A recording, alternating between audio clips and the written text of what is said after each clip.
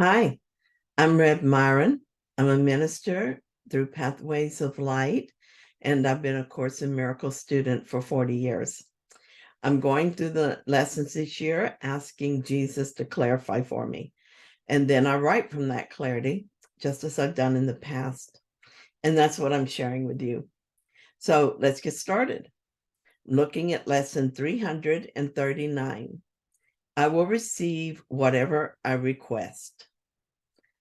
No one desires pain, but he can think that pain is pleasure.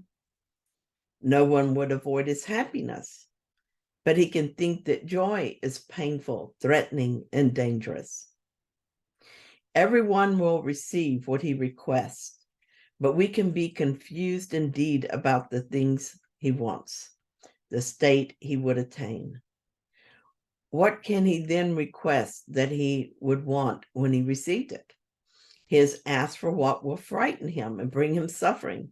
Let us resolve today to ask for what we really want, and only this, that we may spend this day in fearlessness without confusing pain with joy or fear with love. Father, this is your day. It is a day in which I would do nothing by myself but hear your voice in everything I do, requesting only what you offer, accepting only thoughts you share with me. Jesus says that no one desires pain, but what if I can't tell the difference between pain and pleasure? What if I've experienced pain and thought it was pleasure for so long that I no longer know the difference? My first question was, how is it that I'm asking for pain when I think I'm asking for pleasure? But on reflection, I began to see my error. I'm asking to be separate from God and from my brothers. I must have thought this would make me happy. Obviously, I thought that having a separate will would make me happy. Clearly, I was wrong about those desires, and I see that now. I know that I was wrong about what makes me happy. I know this from years of observing the connection between my desire for separation and the suffering I experience. I chose an experience as a body so that I could be something different than I was created. I discovered pain, suffering, and death instead of the blissful eternity I had. I wanted to make my own world with my own laws. What I discovered was chaos where I used to know only peace. I discovered loneliness where I once knew only unity. For a while, I refused to concede that I made an error. It seems to me that if I kept trying, I would surely succeed. So I came back again and again, trying to make my plan for happiness work, but it never has. I tried to find love through secret bargains and only found attack and defense. I tried to project my guilt and fear onto others and onto the world, but it went nowhere, and I only caused myself more distress in the effort. This is a lifetime in which I discovered that there's a difference between pain and joy. I know now that it is my thoughts and beliefs that source the world and that I can change those beliefs. It is through forgiveness that I do this, and my healed mind is beginning to show me a healed world. From there, it's just a step more to find myself in heaven. And I don't even have to worry about that step. It will be done for me. This is such an important concept to understand and accept. First, I will receive whatever I request. Jesus tells us this over and over in the Course, and he's very clear when he does. Reference lesson 152, which says this: nothing occurs but represents your wish, and nothing is omitted that you choose. Here is your world, complete in all details. Here is its whole reality for you, and it is only here salvation is. Could it be any clearer? Then why is it that we don't experience joy all the time? It seems we're very confused about the things we want. I thought I needed a husband, and I thought that would make me happy. 3 times I thought that. Finally, I realized that I was asking for someone outside me to make me happy. And I learned that I don't receive happiness from anything outside me. and that when I expect others to serve my needs, I suffer. Making me happy is not their job, it seems. I have been wrong about what I thought would bring me happiness so many times that I almost never ask for anything specific. My prayer is more likely to be, what do I want, Holy Spirit? I've learned that what I thought would bring me joy, like winning, for example, often left me feeling empty after the very temporary adrenaline rush. When I had no money, I thought that having money was the solution to my distress, only to discover I was no happier once I got what I wanted. I discovered that the things I thought would alleviate the pain of feeling alone and unworthy only made things worse once I got them. But I wasn't left in this discouraging state. I also discovered there is within me the guide through this illusion. And this guide knows the difference between pain and pleasure and will help me choose what actually works. I think of this guide as my all-wise, all-knowing advisor. Why on earth would I make a decision with my little ego mind when I have my guide to direct me?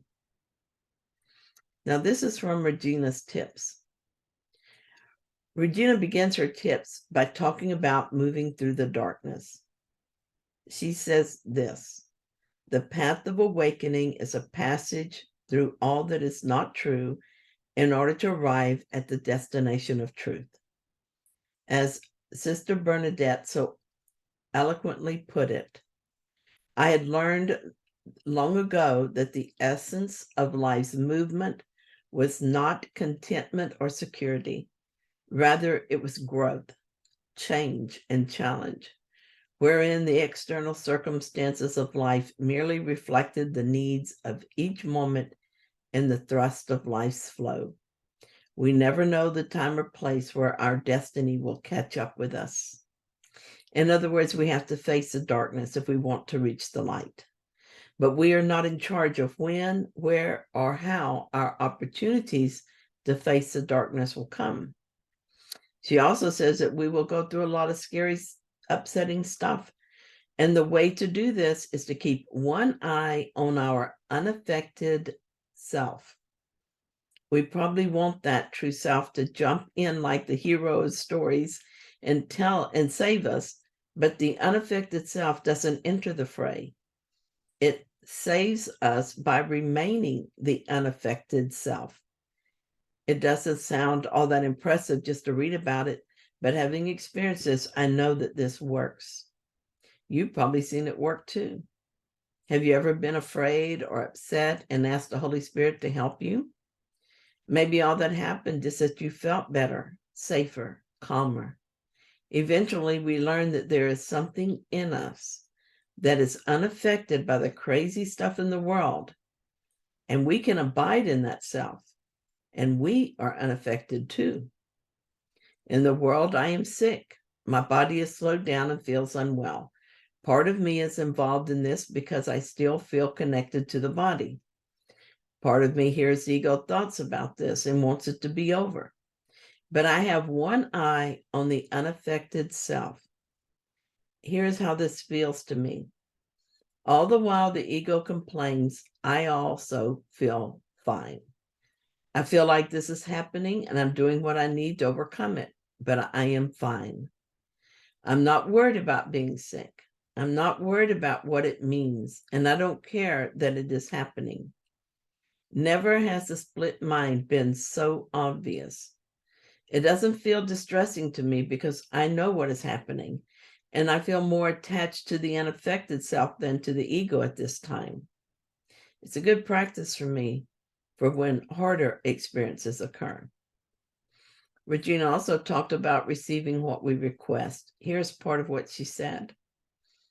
We think we want joy, but what we don't always see is that we want a shortcut to joy, which is false joy. If we don't walk through the darkness, we don't get to the light. This is why we need to investigate deeply to discover what we really want. Do we want true and everlasting joy? And are we willing to walk the journey that one must walk to the final reward? Or do we prefer to piddle around in a pale comparison and call it joy, because we're afraid of the journey. Everyone will receive what he requests. What do I truly want? Am I ready and trusting? We're ready to the degree that we trust. If we need more time to build more trust, it will be given naturally. We do not have to hold back in fear. We can move forward with whatever little trust we have. The process knows how to lead us forward. It knows what we need, and it will give that.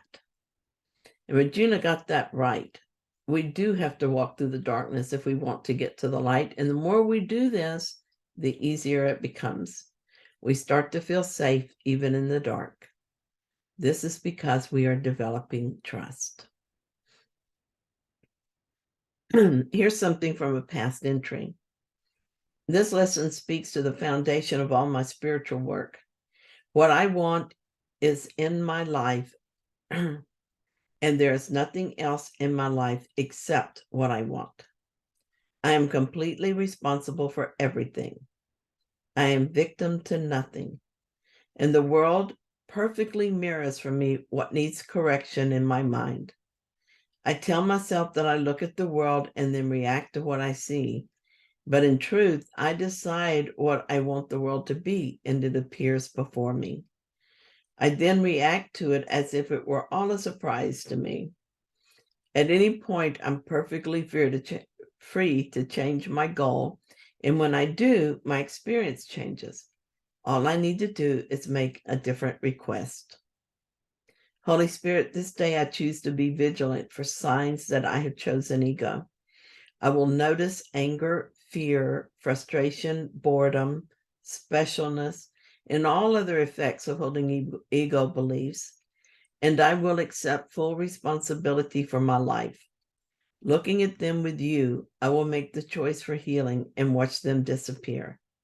In their place will be what has always been there, but was invisible to me because I was looking at illusions. I am ready to experience the effects of choosing love over fear. I request his help, and so it is mine.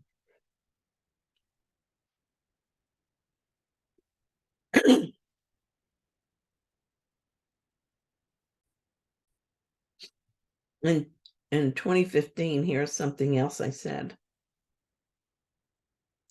Jesus says that no one desires pain, but he can think that pain is pleasure. So I asked myself, how is it that I think pain is pleasure? I was guided to look at my special relationships. When I think I can have, that I can experience love only with certain people, and so make them special above all others, I cause myself pain because separation is painful. On one level, I believe I need my love object to be with me, to show up in a certain way, to return my love. When that doesn't happen, I suffer, and it's inevitable that it will happen at times. And yet, I cling to the belief that these special relationships are pleasure, no matter how much pain I feel. On another level, they are pain because I'm teaching myself that separation is not only real, but necessary if I'm going to have this love object that is so important to me. I'm teaching myself that pain is pleasure and thus closing myself off from true pleasure. At one time, I discovered a way that I avoid happiness. No one would avoid happiness. I'm going to quote here. No one would avoid happiness, but he can think that joy is painful, threatening, and dangerous. I have noticed that I tend to close myself off from feeling too much love and from being too happy. In all my life before, I have never let myself notice this, or if I did, I chose to quickly forget it. Obviously, I think it's dangerous to let myself love too much. I've taught myself that love is short-lived and that it can be snatched away from me, as can happiness.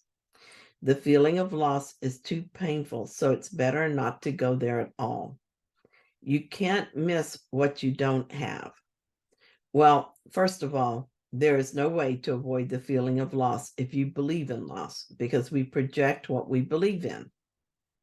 Second, the solution to pain is never in changing the effect of our thoughts. but in changing the thoughts themselves. So I've asked that my mind be healed of this most unfortunate belief. I also ask that I be guided to love more fully and to accept joy at every opportunity.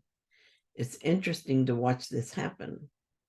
The Holy Spirit is pointing out little things I've never paid attention to before. I will suddenly look around me and my eyes are wide open, and I notice the color of a wall or the print on the bedspread, and I realize how beautiful it is. As I open my heart to see differently, I'm mesmerized by what I see with my eyes. A moment of pure joy, undiluted by desire to move on, to be somewhere else, or think of something more important. Evidently, I'm a baby at this finding happiness in the moment thing. So Holy Spirit is taking me on a tour of my illusion, showing me how even the smallest thing can bring pleasure if I let it. He's helping me to expand my shrunken heart center and let in more love. The ego thinks this is scary, but I'm in good hands with the Holy Spirit, and I'm willing to trust. I still have to actively remind myself to allow this, to be still for a moment and become willing to see, but I'm doing it. I eventually moved on to allow more love to flow through me in my relationships. I allowed myself to be loved and allowed myself to love others more fully and without fear. Though I still notice myself pulling back at times, I know this is just the ego fear-mongering again. I look at that fear response with the Holy Spirit so that it can be undone. Thank you so much for being here with me today for this lesson. I think it's the most loving thing that we take the time out each day to join and share these lessons with each other. It's an act of love. It's also very supporting of each other to do this, even though we don't know each other and we don't see each other anywhere except right here. The fact is that in our mind, we have joined, and that's the only place we really exist. So it's a good thing. So if you found this lesson helpful, then please like it. And if you haven't yet, please subscribe. And I'll be back tomorrow with another lesson.